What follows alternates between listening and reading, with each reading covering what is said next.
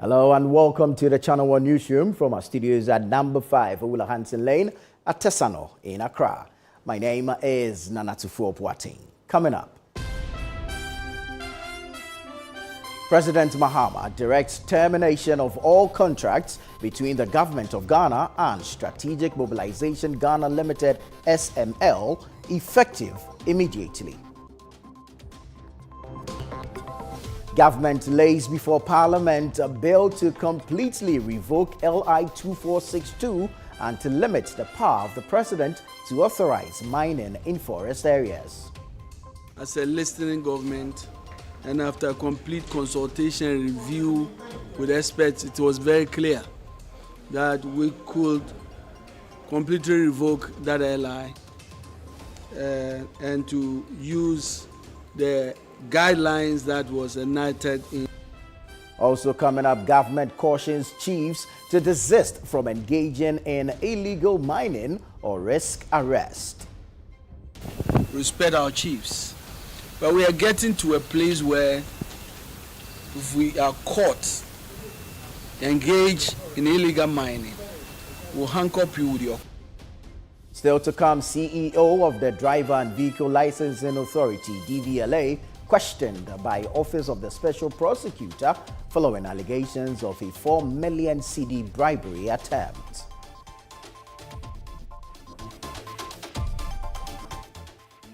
Coming up in CNR Business.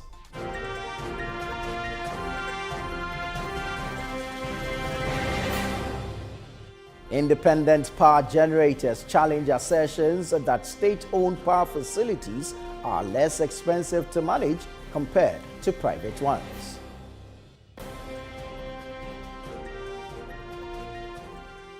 Later in sports. New Nations FC coach welcomed with a goalless draw against Bechem United in match day 8 of the Ghana Premier League.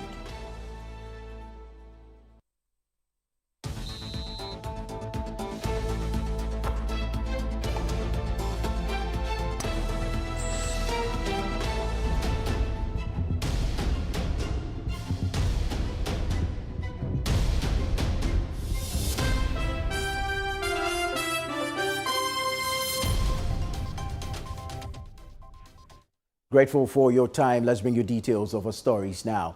President John Dramani Mahama has directed the immediate termination of all contracts between the Government of Ghana and Strategic Mobilization Ghana Limited SML following the conclusion of an investigation by the Office of the Special Prosecutor, OSP. This directive was contained in a letter signed by the Secretary to the President, Dr. Callistus Mahama, and addressed to the Minister of Finance, Dr. Cassiel Atoforsen. The letter instructed the Finance Minister to take immediate steps to end all existing agreements involving SML. The OSP recently concluded its investigations into the revenue assurance contracts between SML and the Ghana Revenue Authority, GRA, which examined issues related to alleged procurement irregularities, contractual overreach and value for money concerns. Now, according to findings shared by the Special Prosecutor Kisi Ejabeng, the investigation revealed that there was no genuine need for engaging SML for the services it purported to perform. Now, the Chief Executive Officer of the Driver and Vehicle Licensing Authority, DVLA, Julius Nikwe Kote, has concluded his engagement with the Office of the Special Prosecutor, OSP. Mr. Kote appeared before the OSP early Friday for questioning over an alleged 4 million Ghana cedi bribe attempt. This follows his recent public disclosure that he was offered the amount by certain influential individuals seeking to stop the implementation of the new digitalized vehicle registration plate DP policy. The DVLA boss, upon exiting the OSP premises, declined to speak to the media, indicating that he would address journalists at a later time.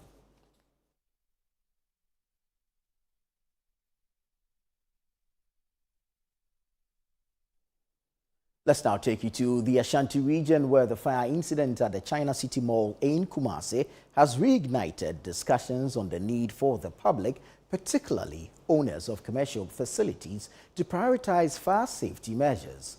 Fire officers have expressed concern about how some property owners overlook safety protocols when constructing their buildings. Channel 1 News' Bureau Chief for the Middle Belt, Hafiz Tijani, reports.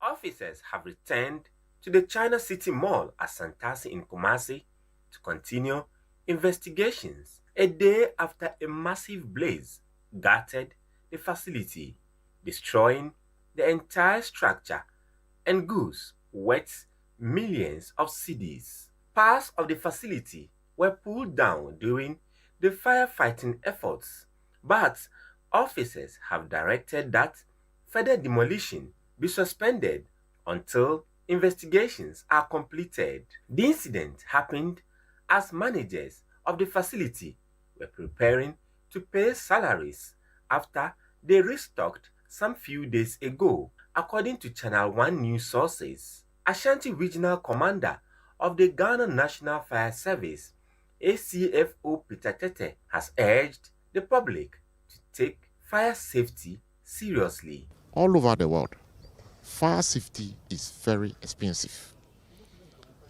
but you shouldn't therefore compromise on it. We should take it very serious.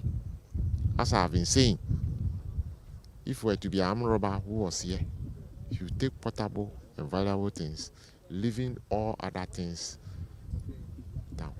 But when fire comes, you destroy everything. You destroy the structure. He also called on city authorities to implement recommendations that will emerge from the investigation into the mall fire incident. All those recommendations should be implemented. That is it. They should be implemented. And those recommendations will be centered on fire safety measures. Officials from the National Disaster Management Organization, NADMO, have also commenced an assessment to determine the extent of damage caused by the fire. We are still on our assessment and investigation on the issue. So we have not actually reached the point that we can say that it is A or B that actually caused the fire. We are still making our assessment and investigation so that we attain that. You have been speaking to the property owners, and you have also been doing your independent assessment. Yeah. In quantifying what has been lost, are you able to give a figure yet? Not exactly. That is, so we even told them we still have discussion with them. For now, facility managers are counting their losses. Fire officers are still continuing with their investigations a day after the fire here at the China City Mall. Fire officers are recommending that the proposal for the demolition of the building should be put on hold for their investigations to complete. Hafiz Tijani, Channel 1 News, Santasi, Ashanti Region. Now, the Tema Metropolitan Assembly, TMA, has commenced a series of demolition exercises as part of the Tema Facelift campaign initiative. Now, the exercise is to remove unauthorized structures located on or close to government installations in the metropolis, including offices, schools, and hospitals. This follows an earlier moratorium placed in July 2025 by the Assembly on the issuance of new temporary development permits in the area aimed at curbing the rapid proliferation of illegal structures across Tema. The Assembly has also designated specific security zones where temporary structures will not be tolerated under any circumstances. These include the premises of schools, hospitals and health facilities, police and other security agencies, government buildings, as well as utility service corridors and installations such as transformers, water pipelines, sewage systems, and underground fiber optic lines. Channel 1 News' Christopher Kevin Asima has more in the following report. The exercise was led by the Tema Metropolitan Chief Executive, Ibi Bright, centered at the Tema Community 4 Republic, where unauthorized structures have taken over the place. Ibi Bright said the operation forms part of government's broader policy to protect state lands, installations, and designated areas declared security zones. To the businesses that were disrupting, not all of them fall into that dangerous zone. But the point is that this area is off limits. And so we appreciate their cooperation with us. Most of them are moving their stuff away, so we don't have to do as much work as we anticipated. And we are also guided that when we get to a place and somebody is already in the process of moving, we offer them help to speed up the process. Some residents who spoke to City News expressed mixed reactions. While some applauded the Assembly's decision, others expressed disappointment, claiming they were not given adequate notice to relocate before the exercise began. Payment our mine Ediajima. Sebi. And Obia Yensan and Yabako. Obi Owa, Obenya payment, Obi Onya, Bese Bibi on Susua. Containers now, your receipt. TDC, the receipt in now, how who say, your containers was say, Bibi or now, my catcher, but almost all the Precope and Besakes, you need baby. This thing has been like politics, MPP, NDC, this one come and go, this one do your own thing. So right now, it's hard time. We need to stand on our feet and then do the right thing. Ever since they just encroach that land, it is even worrying, because when you see how they have been doing things over there, it's wrong. The facelift campaign, which began in July 2025, involves strict enforcement of development control, spatial reorganization, and the introduction of a regularization program to protect livelihoods while ensuring an orderly physical environment. What is the demolition aim to achieve? And that is that this place is clean, it's clear. Tomorrow is National Sanitation Day. So we'll be here with our brooms and rakes. We need to find an environment that can allow for that kind of basic cleaning. This is not National Sanitation Day work. Do you understand? This is evacuation, major evacuation. And that's what today is about. So the TMA has no business demolishing and not evacuating and disposing. The Tema Metropolitan Assembly has begun the Tema facelift campaign, which includes ensuring that they demolish all structures that have encroached on state lands, including that of schools, hospitals, and other government facilities. The Assembly says it will expand this project throughout the metropolis. Reporting for Channel 1 News, I am Christopher Kevin Asima.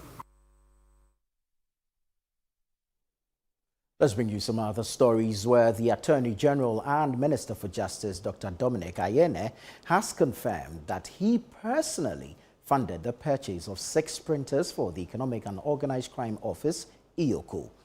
His clarification follows questions raised by members of the Public Accounts Committee over whether EOCO may have received unapproved grants.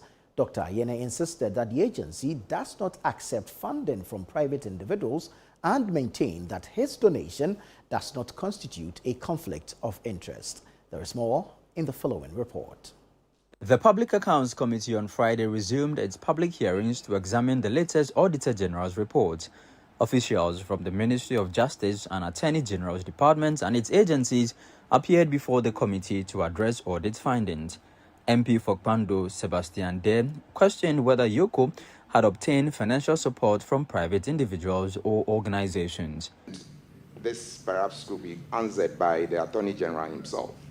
Whether you think that ethically it is appropriate for EOCO to get things like grants in kind, apart from the income or grants that are approved for the entity at its source of income. The Attorney General assured the committee that EOCO does not receive external financial support from private individuals and organizations, adding that his personal donation of 6 printers to the agency was done transparently and without any conflict of interest. EOCO does not receive such donations from private persons because of issues of conflict of interest.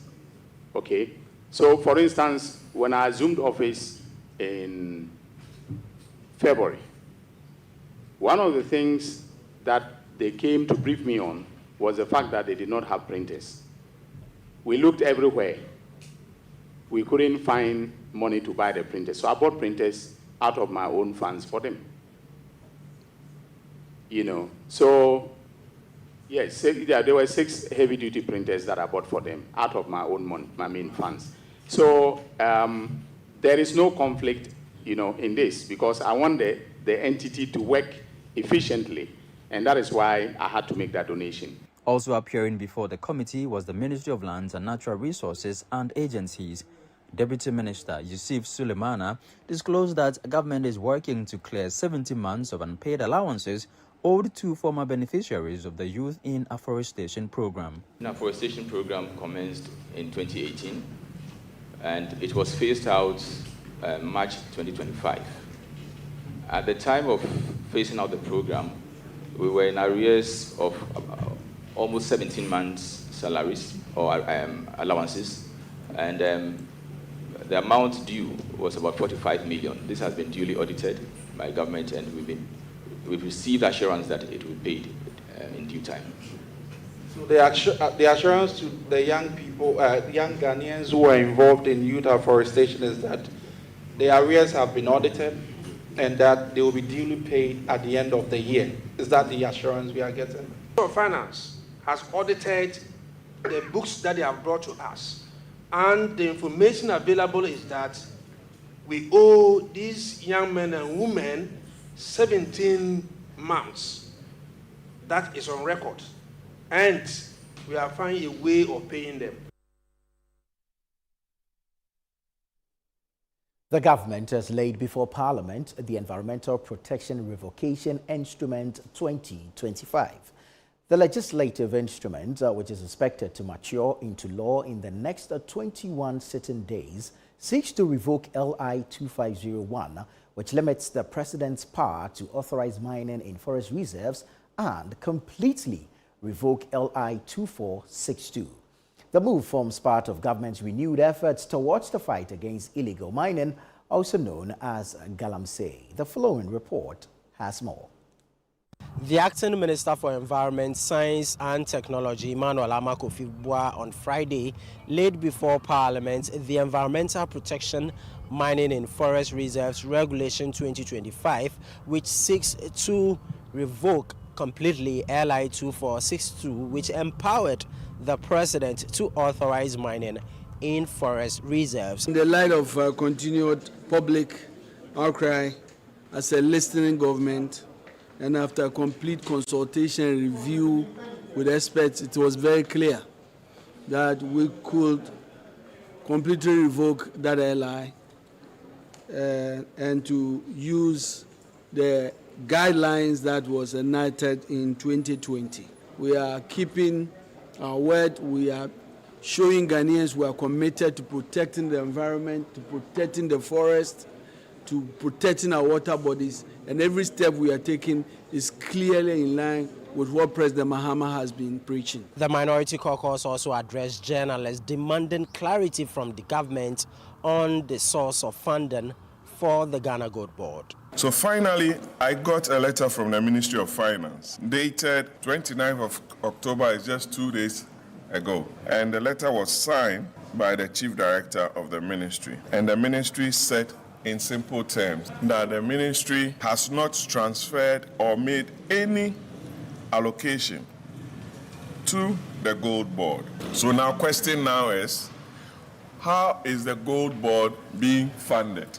The caucus also called for a detailed presentation of the activities of the Gold Board on its official website to enable traceability of its source of gold. We hear of Gold Board appointing brand ambassadors, delivering or supplying pickups to institutions and what have you. But what the law requires them to do under Section 42 hasn't been complied with. And it is very, very dangerous, especially where the World Bank, the European Union, and other institutions are talking about where Ghana is headed to, especially in the fight against Galamsey. Reporting for Channel 1 News from Parliament, Ni Ayukwe Okine.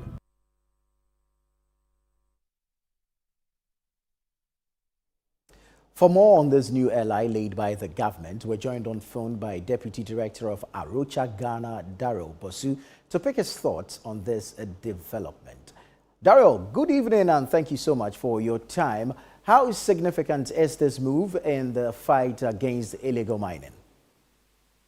Good evening, my brother. And first of all, I must acknowledge that this step taken by the government and led by the Honorable Acting Minister for Environment, Science and Technology is very commendable and progressive.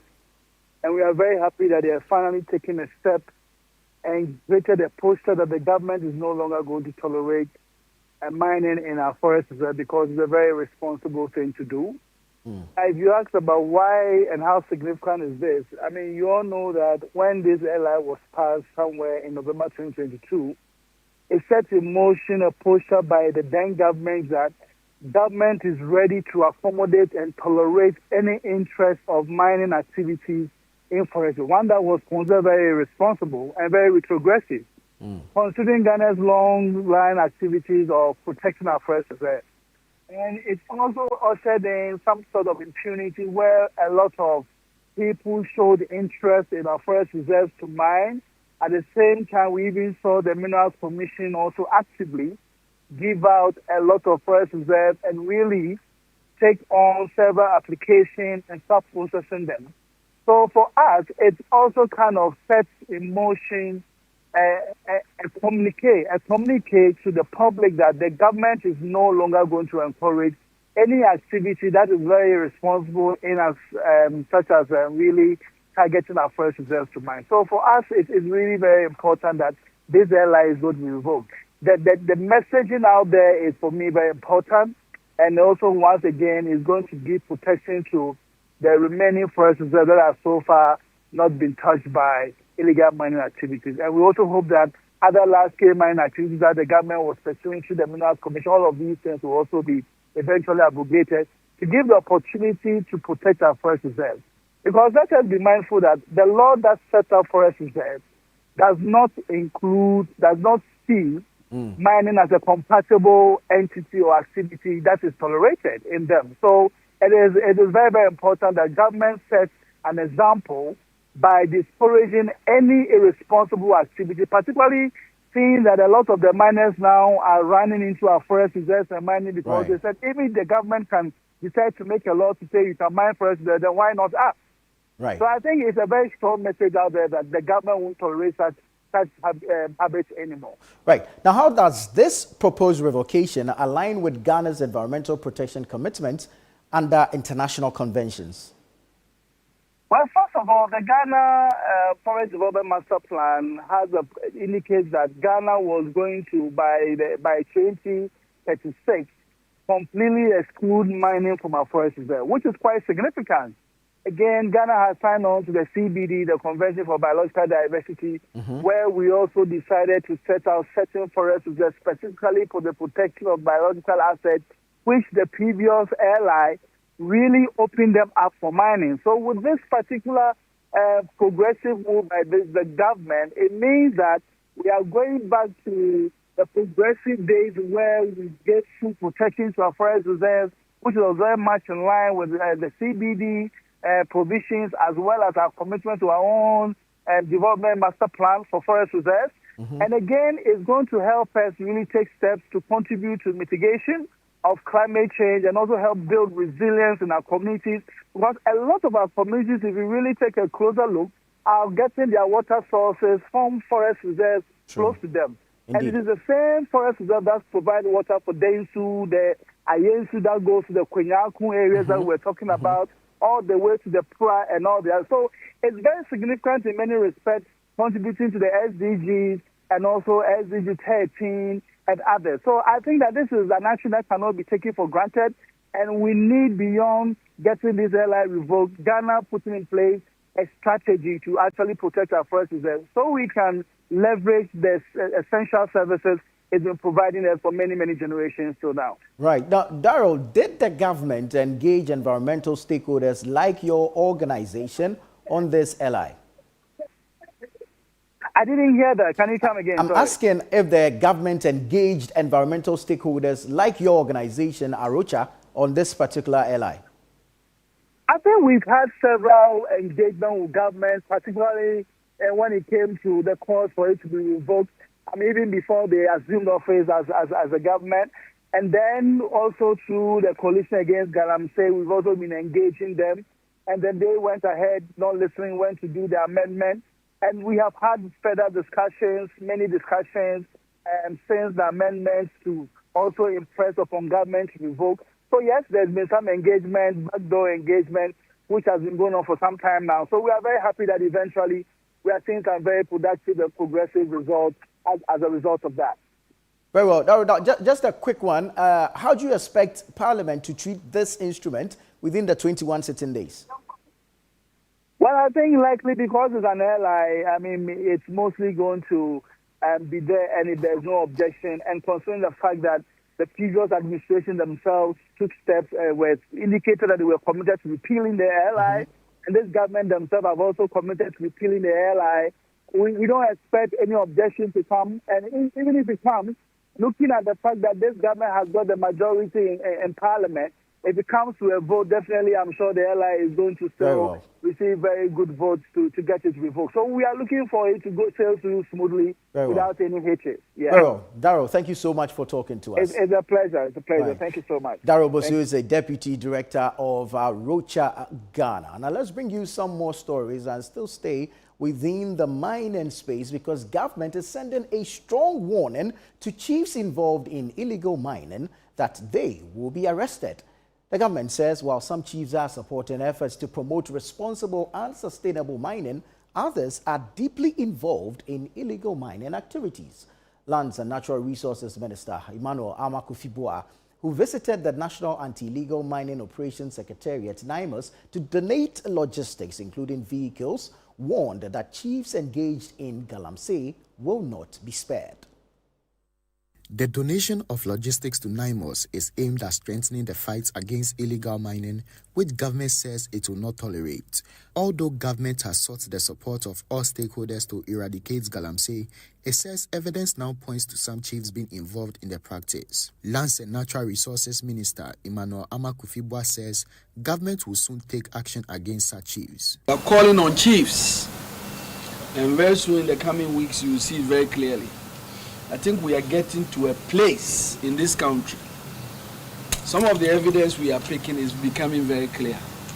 That in communities where chiefs have made a vow to support the government's responsible and sustainable mining, those communities are doing so.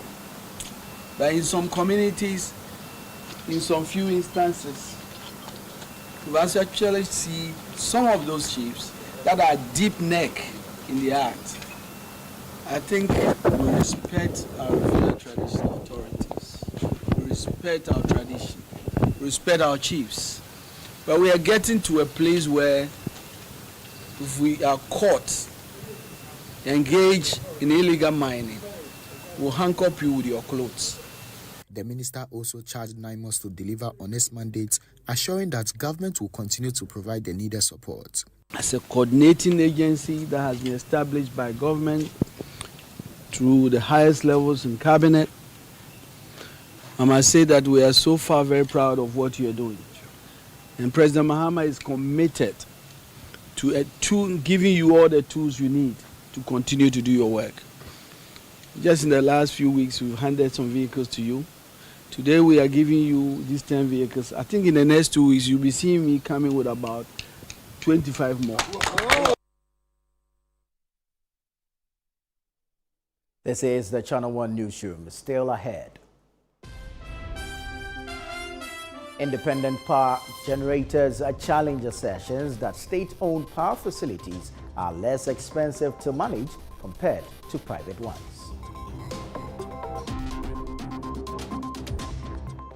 Stay with us. We'll be right back.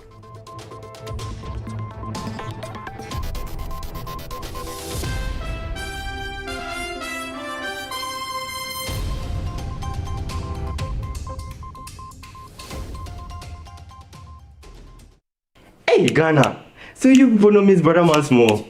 It be me, it's your boy. Kill them all, kill them all. But this time, I'm not only killing mosquitoes, I am killing the grades. See? This wouldn't have been possible if I didn't have the perfect mosquito-free atmosphere. Thank you, Out Insecticide. And yeah, Out Mosquito Coil. For a mosquito-free atmosphere, trust Out to... You are not serious. Out Insecticide. So ya boa, faha. When you buy, you build. Your purchase becomes progress. Each choice writes a better story for someone else. Afro-quality. Buy African, build Africa.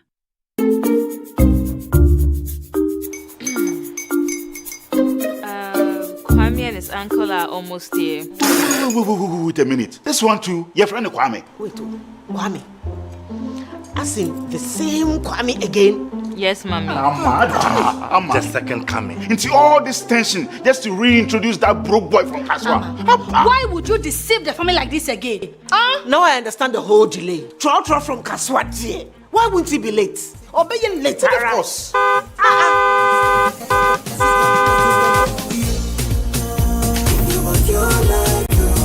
Star 712 hash, star 712 hash. Go be the luckiest, go be from Georgia be luckiest, from not the cause she be luckiest. Me and you go be luckiest. No matter why you're luckiest, everybody go be the luckiest. That's Kwame! Send your God the apple boom.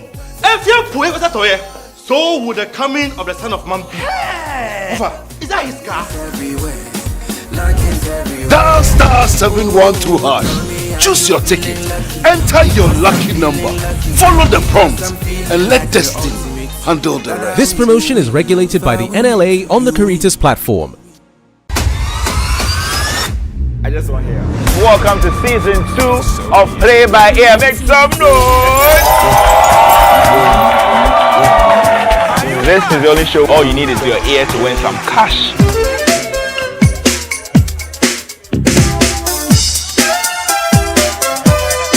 When I say play by ear, what you say?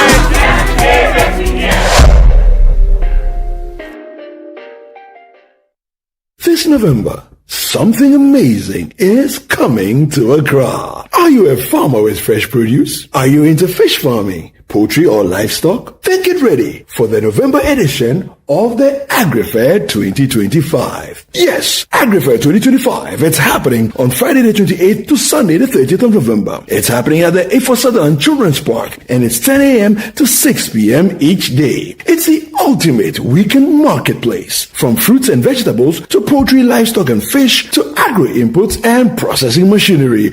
All at unbeatable farm gate prices. Whether you're selling or buying, this is your chance to connect, trade and grow. Enjoy the freshest farm produce, sizzling kebabs, and a vibrant marketplace atmosphere all in one space. Register now and secure your spot. Call 0558-973-973 for more information. AgriFair 2025, where culture meets innovation.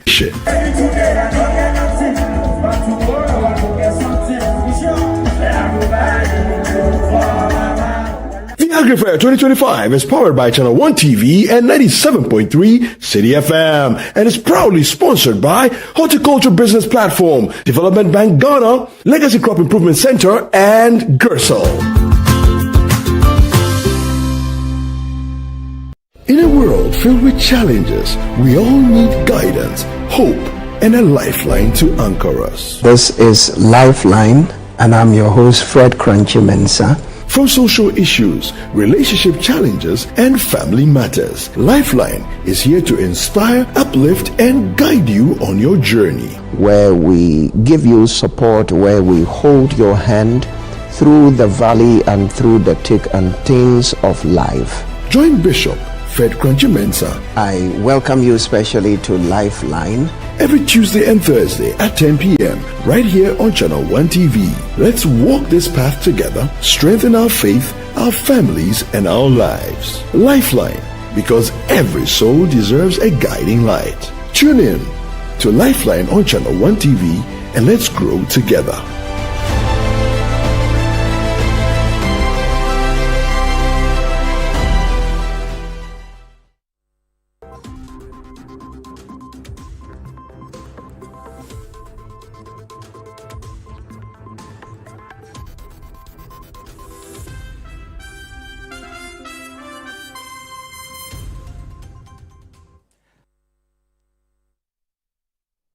Welcome back. This is the Channel 1 Newsroom here on Channel 1 Television. Next, we have business with Natali Neti Ajaho.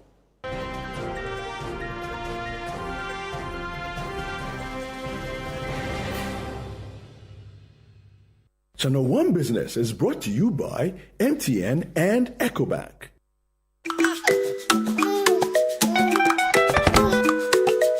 How may I help you today? We'd like to open a bank account.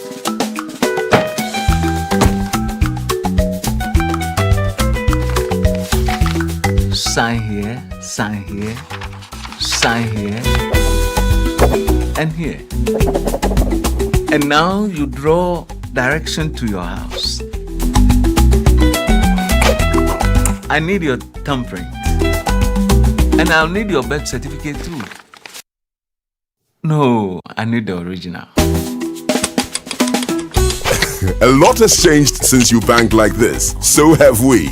We've made it easier than ever to open an account online and bank on the go through our mobile app, online banking, and more. EcoBank, a better way to bank your way. Sign here, and here.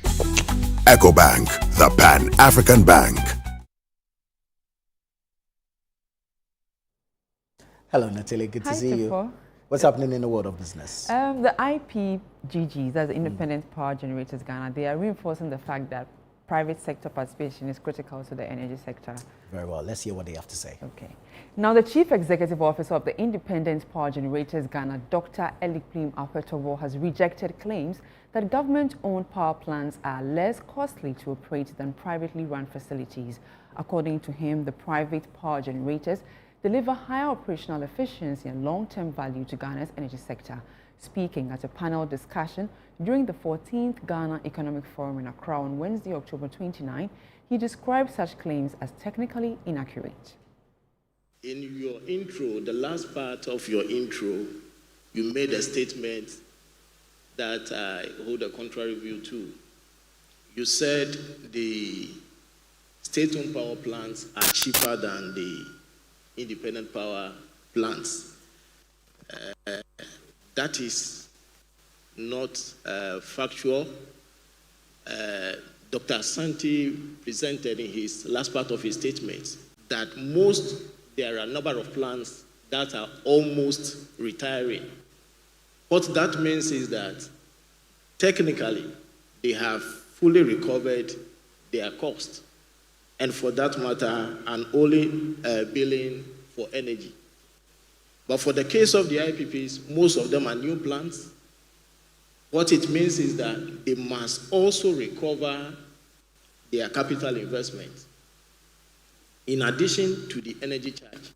So, in principle, the IPPs are charging the capital recovery plus the energy charge. So that makes their cost a bit expensive. But it is beyond that. You have to look at the issue of efficiency. Now, these old plants that we mentioned, or that we identify are almost on the verge of retiring, at what level of efficiency are they producing?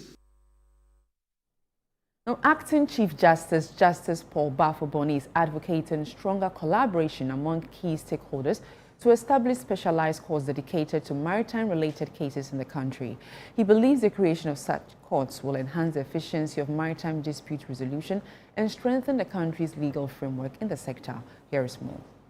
The Acting Chief Justice made the call at the 15th Maritime Law Seminar for Judges of the Superior Court of Ghana as the judiciary prepares for the implementation of the new Ghana Shippers Authority Act 2024, Act 1122. Enhance collaboration to strengthen partnership between the judiciary, the GSA, and other relevant state agencies to promote coherence in policy implementation and dispute resolution. C. judicial oversight and due process to ensure that any regulatory enforcement under Act 1122 upholds the principles of natural justice, proportionality, and the right to appeal. D. Specialized courts or divisions dedicated to international trade and logistics to ensure expertise and efficiency in adjudication. Chief Executive Officer of the Ghana Shippers Authority, Professor Ransford Jampo, speaking to the media on the sidelines of the event, welcomed the proposal, noting that specialized courts will ensure timely resolution of disputes and curb arbitrariness within the maritime industry. I believe it will further our cause as we strive to protect the interests, of shippers, so that shippers and those who try to run afoul of our laws and those who try to take the laws into their own hands and do things that do not agree with our act, they will know that if you are caught and you are sent to court, the matters would be adjudicated with a certain sense of urgency. Chief State Attorney representing the Attorney General and Minister for Justice disclosed that a legislative instrument is in the offing to complement the Ghana Shippers Act. The Ministry of Transport, in close collaboration with the Shippers Authority and my office, is currently engaged in a multi-stakeholder drafting process to ensure that the airline reflects the practical realities of Ghana's shipping industry while remaining faithful to the Act's vision and purpose. Let's now bring you an update on how the currency is performing on the interbank market.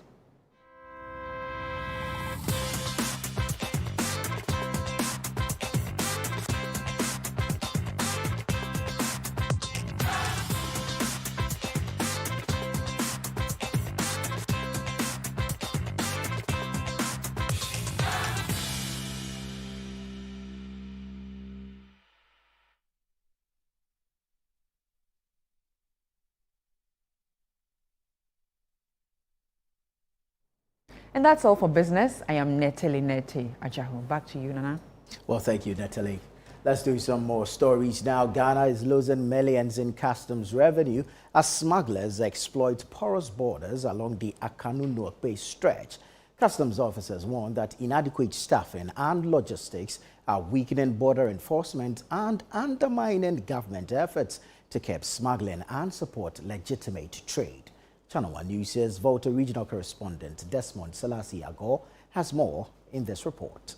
The Akanu-Nuakpe joint border post remains a key trade gateway between Ghana and Togo, but customs officials warn operations are being stretched during a visit by a Pan-African Parliament delegation to the area. The base commander, Chief Revenue Officer Tema says limited staff and logistics are hampering effective patrols, leaving several unapproved routes unmanned and enabling smugglers to divert goods and evade duties. We are understaffed in the sense that we have a lot of porous borders around this place.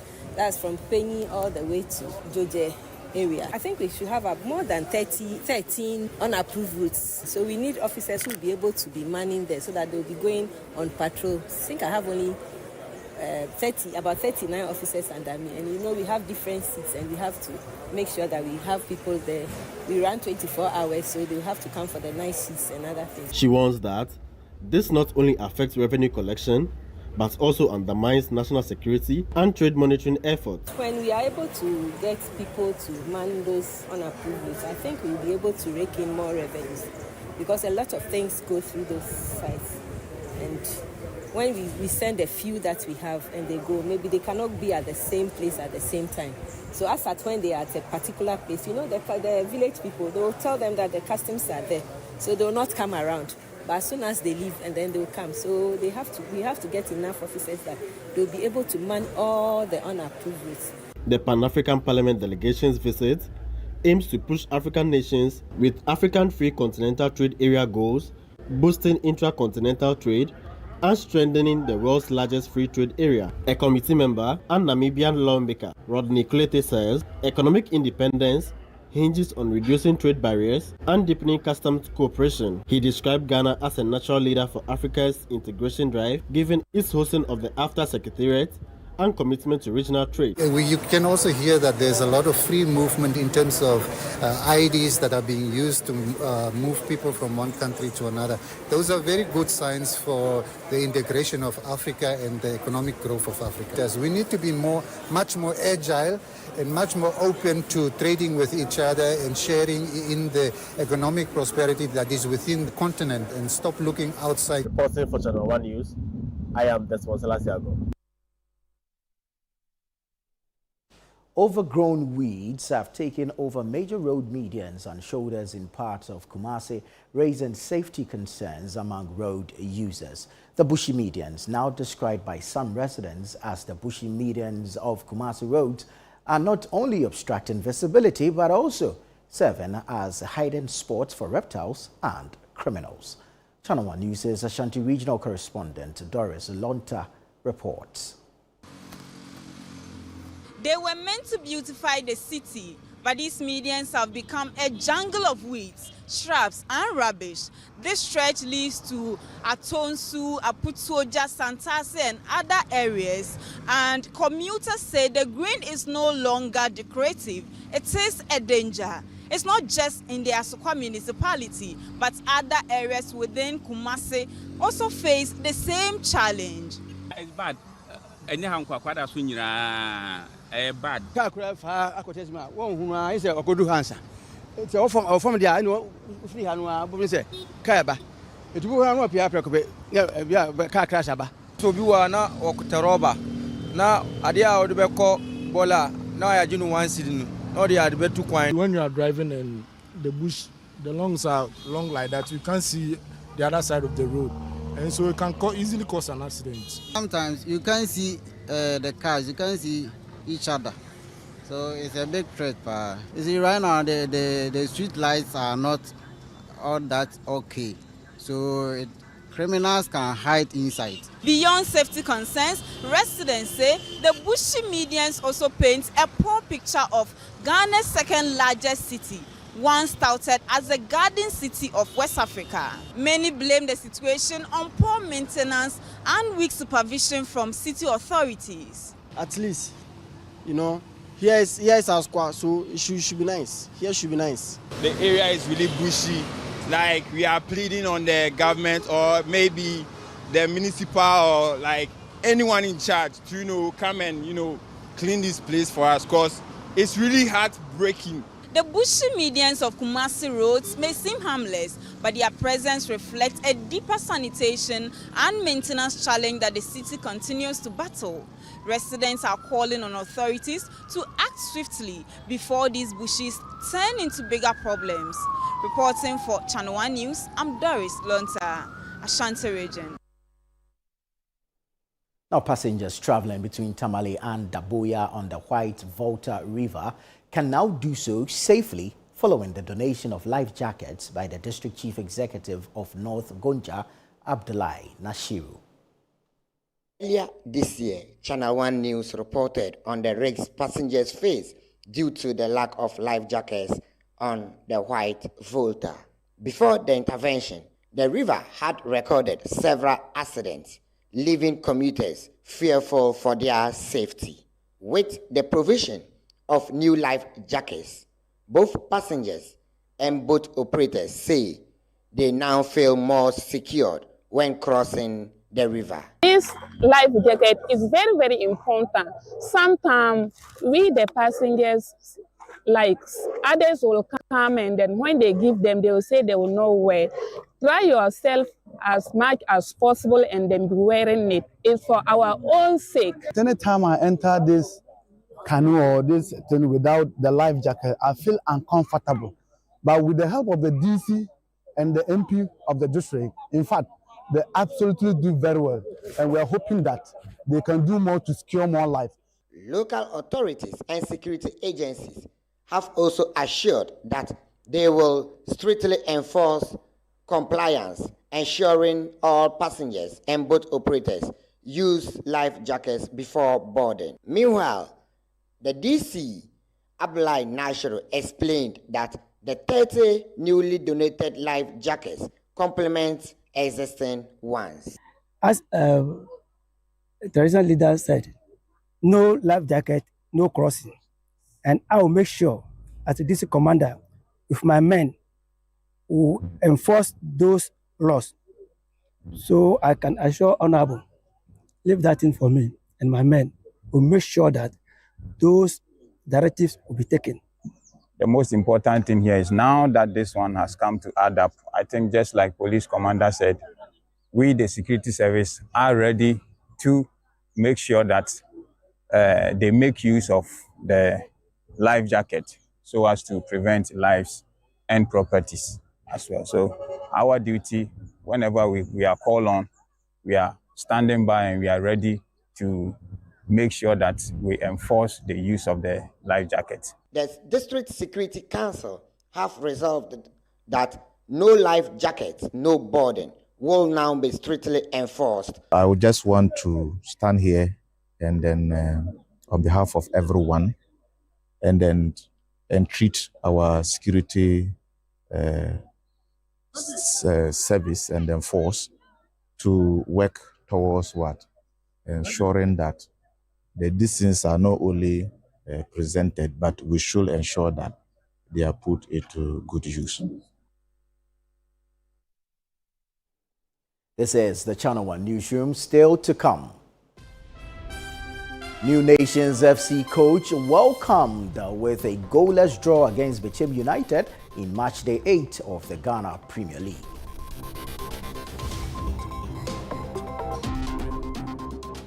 Stay with us, we'll be right back with the details.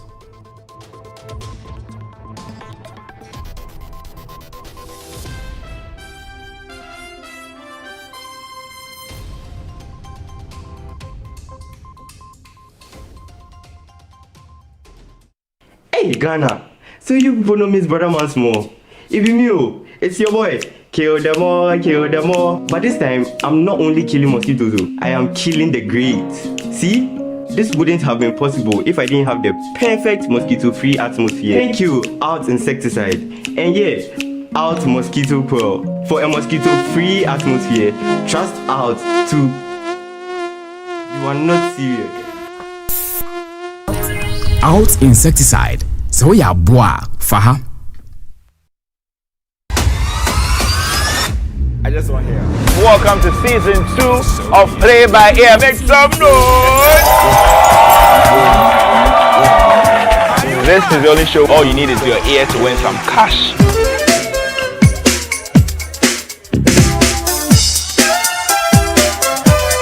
When I say Play by Ear, what you say?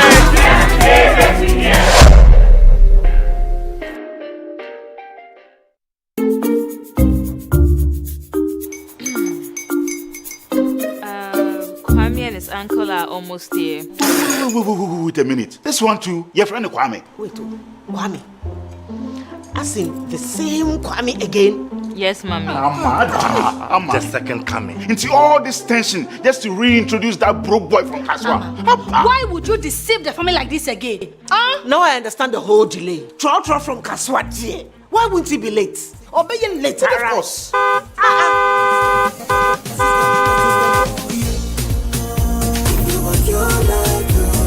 Star 712 hash, star 712 hash. Yeah, you go be the luckiest. Copy from Georgia be luckiest. From not the block, she be luckiest. Yeah, you go be luckiest. No matter why you're lucky, everybody go be that luckiest. That's Kwame! Send your God up boom. If you're poor, what's that? So would the coming of the Son of Man be. Hey! Is that his car? Dial star 712 hash. Choose your ticket. Enter your lucky number. Follow the prompt and let destiny handle the rest. This promotion is regulated by the NLA on the Caritas platform.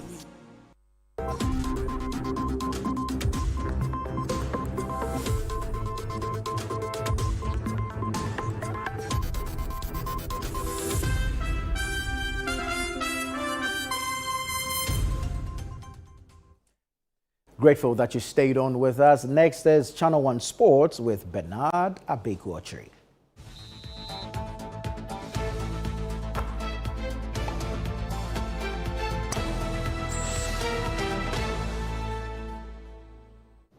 Hello, Bernard. Good to have you. It's good to see you here. Yeah, match day 8. Absolutely. A lot of action in there. Yeah, that's the league of our roots. It's important to also know that the same coaches that we have doing exploits in the league are the same guys who are manning certain clubs. So he was sacked by Gold Stars. He's now with Nations. He will want to, on the silence from my checks, want to win the league with Nations. Very well. Give us the details. All right, let's get into it. So New Nations FC head coach Stephen Frimpong-Manso took charge of his first game, playing out a 0-0 draw with Bichim United in the match day 8 of the Ghana Premier League. The 66-year-old who won the league title with BBN Gold Stars last season was confirmed as Nations FC's new head coach earlier this week after the dismissal of Kasibo Kansimengo. Speaking after the game, Frimpong-Manso said the match was tough and the point end was an important one. I think it was a very good game. It's a game we fought for. Because Bichim, they needed to win at all costs, so you could see they were putting a lot of pressure. So yes, we will have to always make sure we close them down, we close down the spaces. And for me, I think it's a very important point for us. It's our first point, our first away point, and for me, I think Nations have been a very good time, a good side all this while, except that sometimes you do whatever you do, but the results will not come. But I think the boys have done so well.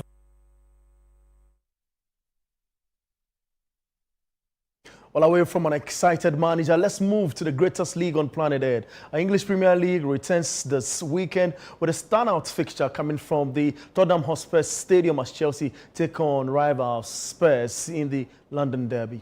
Well, interestingly, Chelsea will be looking to make it 5 straight wins against their opponent and bounce back from last week's defeat against Sunderland, while Spurs will hope to continue their impressive start to the season, which has them third in the table going into the weekend's games. Well, let's hear from both managers. First off, Chelsea's Enzo Maresca and Spurs' boss, Thomas Frank. Tottenham, I think they are doing very good. They finished last season winning the Europa League. They start very good this season. And also because it's a derby, for sure will be a difficult game. A game against Chelsea, especially a home game against Chelsea, under the floodlights tomorrow is going to be unique and special. Can't wait for it. The players are already looking forward to it. It's a fantastic occasion. We need the fans behind us. I know they do everything they can to try to create even more noise, make it this very difficult place to play. And as I said before, it's between us and the fans. It's the best clubs, the best teams. They're united. They're together in good times and bad times. We need to perform. We need to create energy. Can we get energy off the fans? Then it's like so positive reinforcement, and that's what we need to create tomorrow. I'm really looking forward to it. That's the very latest from the world of sport, and I am Bernard Abeiko. Boss, I know you're an Arsenal fan, but you love the London Derby. It should be interesting, and we look forward to a great weekend of amazing football. Absolutely. Well, thank you, Bernard. And this is how we wrap up today's bulletin on the Channel World Newsroom. Let's do a recap of our headlines. President Mahama directs termination of all contracts between the government of Ghana and Strategic Mobilization Ghana Limited SML effective immediately. Government lays before Parliament a bill to completely revoke LI 2462 and to limit the power